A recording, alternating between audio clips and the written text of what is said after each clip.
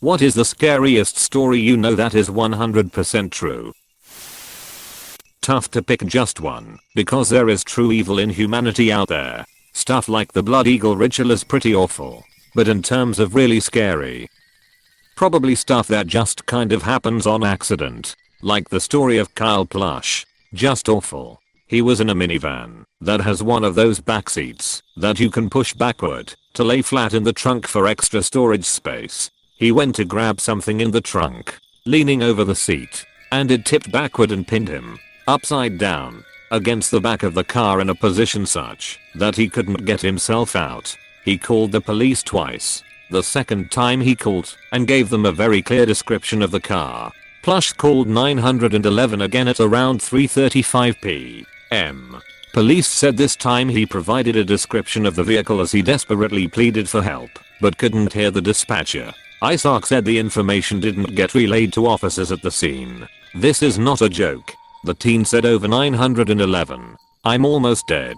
He asked the dispatcher to tell my mom I'll love her if I die. Link. com/teen who suffocated in van tell my mom I love her /3,336,194 just a horrible random accident that could have happened to anybody. This kid didn't go looking for trouble. Like he didn't try and go down a chimney or go caving like other people who have gotten stuck and suffocated.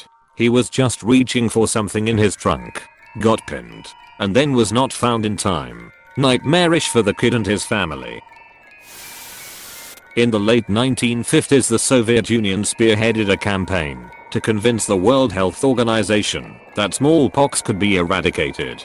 Smallpox is a highly contagious disease that is specific to humans. Insofar as we know, no other species on Earth can get or carry smallpox. In 1977, the last case of smallpox was identified and snuffed out. The disease was eradicated. However, rather than destroy the final genetic samples of the disease, the Cold War superpowers decided to store it. Some went to the Soviet Union and some went to the Centers for Disease Control in Atlanta, Georgia. The Soviets began a weaponization program. This means that they tried to make a stronger, more contagious, more lethal strain of smallpox. They tried to cross it with other diseases like Ebola, creating entirely artificial chimera diseases. They grew smallpox in the lab by the ton and kept it loaded, ready to be fired on missiles into the United States. But it's not a missile that's frightening. A single glass ampule of the stuff smashed against the wall of a subway station in New York or Chicago or Tokyo could spark a global outbreak. Very few people alive today have been vaccinated for smallpox, and there are but a scant few doses of vaccine available. In the event of an outbreak, our ability to manufacture vaccine would be rapidly outpaced. If the wrong person got their hands on the Soviet smallpox bioweapon, billions could die. Nuclear weapons are bad enough, but they, at least, require a general war to break out in order to bring about an end to human civilization. A smallpox bioweapon doesn't require a war, just one security breach. The Battle of Osawik Fortress, 1915. German troops attempted to gas the Russian defenders out as the fort had been a thorn in the side of the Germans since the outbreak of war. The gas succeeded in killing almost 3 whole companies. The Germans then advanced across the fields, expecting the fortress to be empty and an easy victory. From within the fortress, Russian troops emerged, coughing up blood and lung fragments, covered in bandages made up as improvised gas masks as well as chemical burns. They returned rifle and light artillery fire at the advancing Germans. The German troops didn't bother firing back as they just ran back to their lines. Their commanders claimed they're already dead. Give it 20 minutes and go take the place, to which the soldiers remarked it is not men protecting that place, but the devil. Osawik Fortress never fell during the war, as when the German troops went back months after there was already fresh defenders. I know this story is much different to the ones other people have said, but it's the one I could think of as truly terrifying. My mom didn't tell me this story for the longest time. I think, just so she wouldn't unnecessarily worry me when I was younger. But my parents split up when I was about 4 years old, and my mom and my sisters stayed in a small townhouse for a few years before moving in with my stepdad. Anyway, While we were at the townhouse for I think less than a year, my mom heard something in her room in the middle of the night, and when she woke up to go look, there was a man in her room. She audibly gasped and got out of bed either to fight or run to our room. She couldn't really decide cause she was pumped full of adrenaline. The guy ended up running out of our back door, and when the police came they found signs of forced entry. She never told any of us the full story cause we were still sound asleep the entire time, but she ended up explaining more of it the older we got at it. Sorry for not explaining more. A lot of people have asked me to finish the story, so here goes. We never found out who it was. The police weren't able to either. Their best guess was that he broke in to rob the place. God forbid he wanted to do anything else, and was just as surprised to see my mom as she was to see him. They think that he thought the place was empty and it would be an easy mark, and bailed when he came face to face with the owner. A bunch of girls in my friend group decided to have a night out and ended up at the local gay club. I can't remember why I didn't go, but I'm sort of glad I wasn't there. However, I also wish I had been, so I cold helped. Anyway, they noticed a girl on the dance floor who looked super out of place. She had sweat pants and a t-shirt on and wasn't wearing makeup, and had her hair in a ponytail. She also had a backpack on.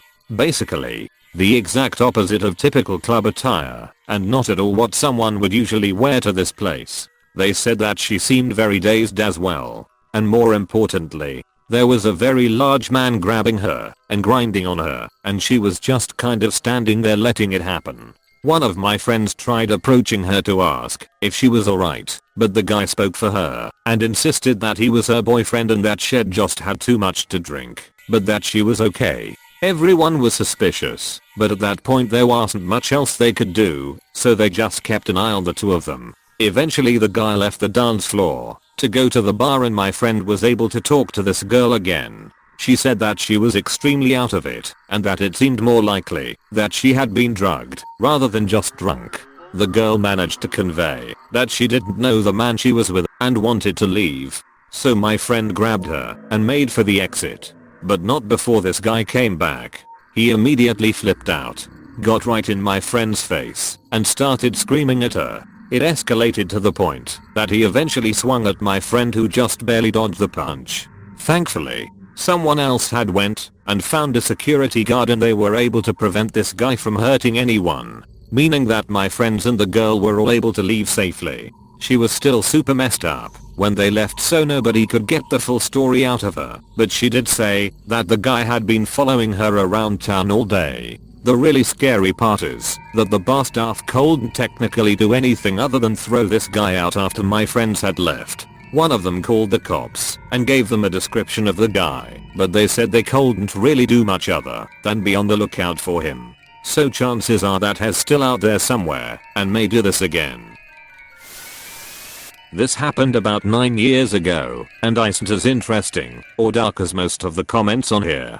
But hey ho, I've posted this before on another account, but I'll do it again anyway. Bear with me on it. I was an underground engineer working on large machinery miles underground at a mining site. My specific duties were keeping a large boiler running. We had more than a dozen, each with a few engineers assigned to specific ones in shifts. These things were on 24/7 as they provided power to not only the mining shafts, but the large town that was built underground to house all the miners and their families were probably taking 20,000 people here. Now these boilers were breaking down constantly, and if more than 4 went down at once, the power was cut to the town to keep the industrial sector powered.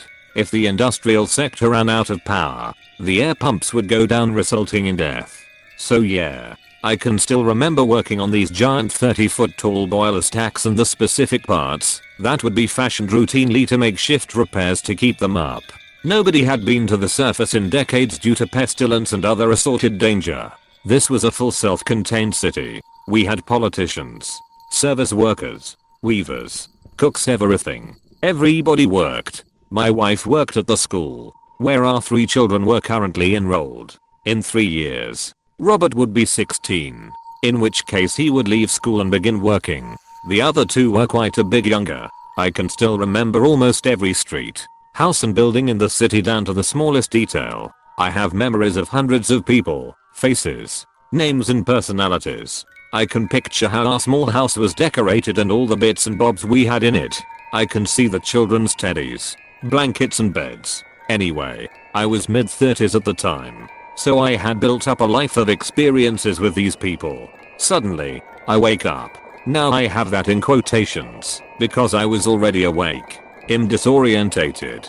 There's a whole bunch of bright white lights around me, when all we have is the orange sodium lamps underground. There are faces around me that I recognize and are asking me all sorts of questions. It turns out I'd contracted a serious bacterial infection, was hospitalized with a fever. It'd been out cold for no more than 4 days. My brain had conjured up this whole world. People, buildings, experiences whilst I was out cold. It was utterly surreal. I tried to talk to my then girlfriend about it, and she kind of focused more on how serious my condition was. So I never spoke of it again with anybody. Now I'm sure a lot of people have these types of hallucinations, but this was so crazy real. It wasn't like I was seeing pink dragons in my bathtub. I had 30 years of memories in my head of a life I'd never lived. A wife, kids, friends, work colleagues. I could remember them all, but none of them existed. This realization threw me into a deep depression for a while. I'd omitted a whole bunch of detail from the story due to how, even 9 years later, it makes me feel somber. It scared me how my brain could conjure up something so real. That wasn't. This one terrifies me. I'm going to be purposely kinda vague about this, since I'm figuring the events in this story are rare. Edit. The stories told in the comments have now made me realize this happens fairly often, and that's very tragic. The events are also mostly speculative, since there weren't any witnesses. I say this to spare you all the multiple probably yes and most likely yes that would otherwise be in this post. This is how it was told to me. A family member of mine is friends with a man, middle-aged, whose wife sadly died while taking their dog out for a walk through a rural area they were visiting. They had driven up to a farm along the road and gotten out when the dog tore from her grip and ran off. She ran after it to the back of the barn, where the huge open dung cistern was.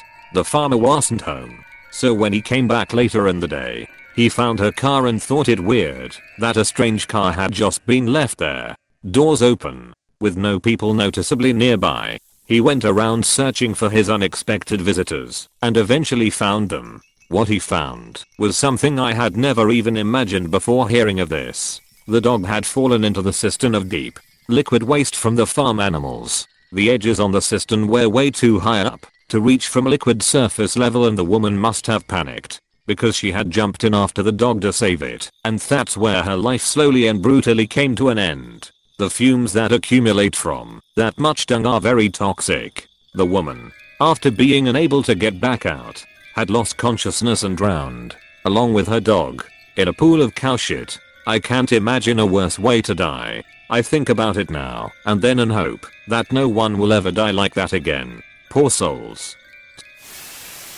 It's 1982.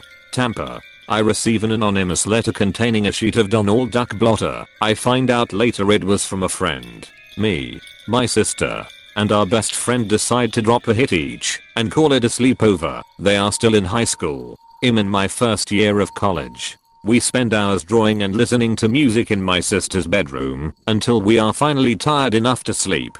My sister has a queen size, so we pile in still in our regular clothes and pass out. Middle of the night, my sister wakes us up, screaming. We hit the lights, and she catches her breath.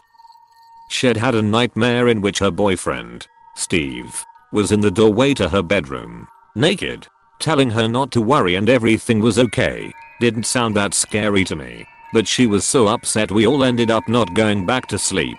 I was supposed to drive the two of them to school, so we decided to leave early so that my sister could check on her BF just to reassure herself. I stop by his first floor apartment and he doesn't answer the door when we ring and knock.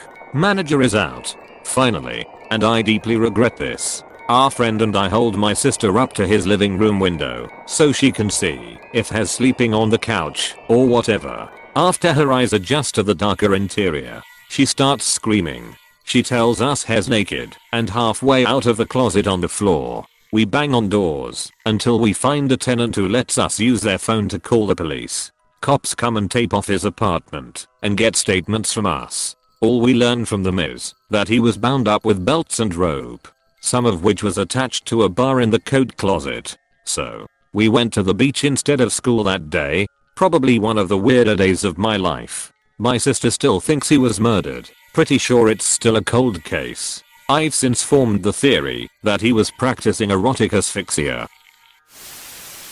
Hey, thanks for watching, and don't forget to subscribe.